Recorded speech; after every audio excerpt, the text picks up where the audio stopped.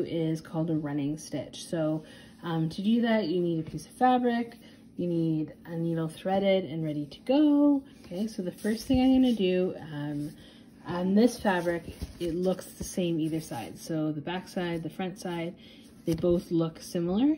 So it doesn't really matter which side I use as my front side. So for this, I'm just going to say that this top piece right here is my front, and then this is my back. So I want all my knots to be on the wrong side of the fabric, and all my stitches that are nice and neat on the front side. So I'm gonna bring my needle up from the wrong side here.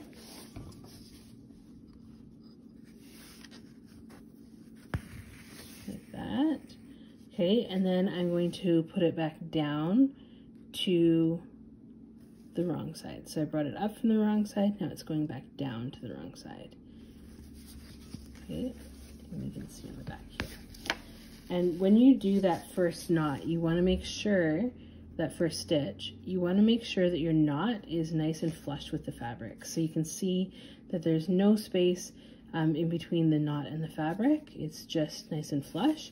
If you made the stitch and it was like this, and it's not pulled all the way through, what's going to happen is this is going to get tangled in with your other stitches, and it just doesn't look as nice in the end. And it wastes thread, and it's just not great. So you always want to make sure that your stitches are always pulled nice and flush. It doesn't need to be tight, so tight that it gathers the fabric, but you do want it to be nice and flush.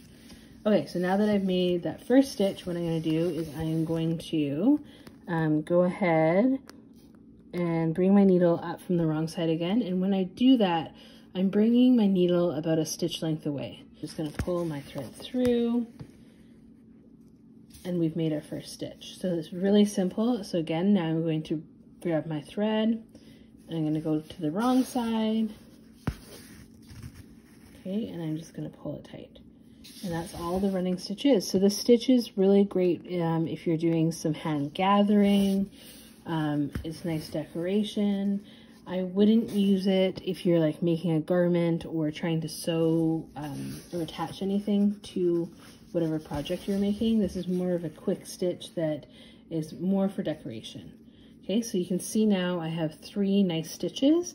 You can also see that the length of the stitch, so from the start to the end, is about the same, and the distance in between each stitch is about the same. So that's what I'm looking for, that it's nice and even in length, both the stitch and the spaces in between.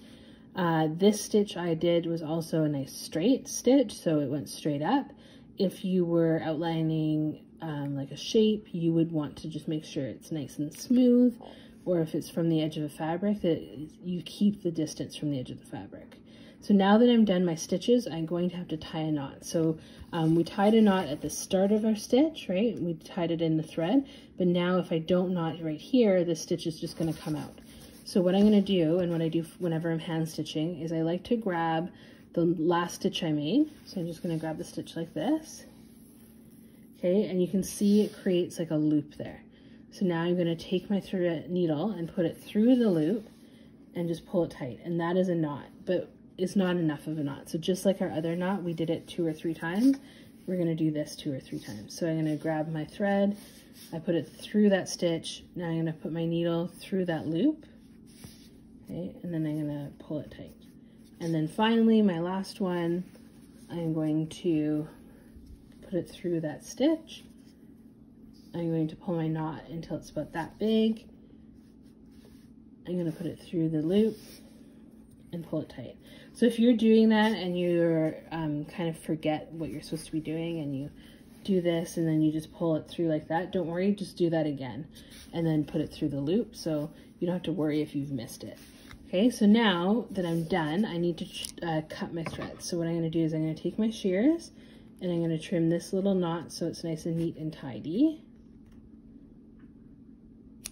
Okay, and then I'm also going to trim this knot because we don't want to leave lots of loose threads all over the back of our project. We want the back to look as neat as possible and the front to look neat as well. Okay, so that was the running stitch.